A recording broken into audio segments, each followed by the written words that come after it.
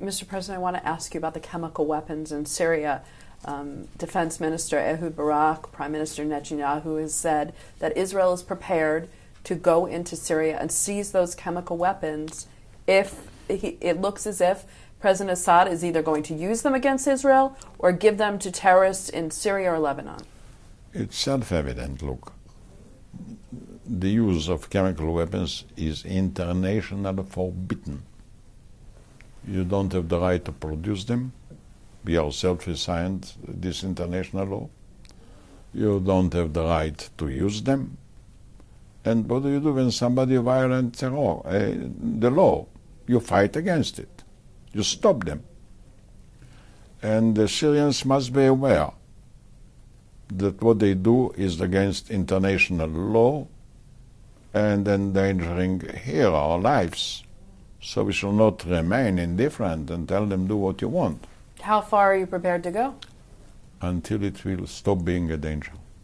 How does Israel know when it's time to seize these weapons? Do you do it if the regime collapses? Do you do it if they're before they give it into terrorist hands? I think Israel is quite experienced in discovering dangers ahead of time, and their eyes are sharp and alert, and I'm sure that we shall know ahead of time. What will happen if Syrian refugees try to cross the Israeli border? Will you help them? No. Will you stop them by force? Well, first of all, until now, none of them asked to come in.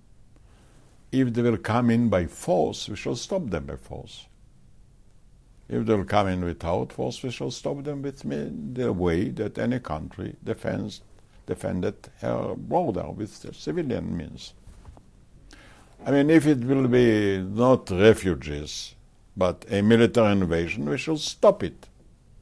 Well, we're not talking about a military invasion. We're talking about Syrians who are trying to escape bloodshed in their own country. If they want to escape, they first of all have to appeal, ask for permission.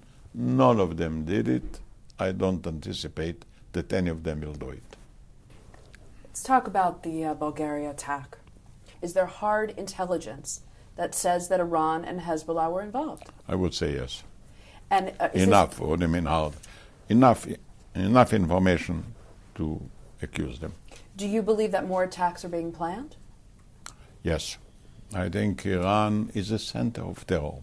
Mr. President, it seems as if you and Israel and Iran are in a shadow war, that Israel is in a shadow war with Iran and its proxies.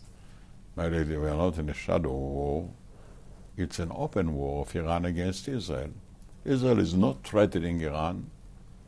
Iran is threatening Israel. It's not a war. It's a one-sided attack.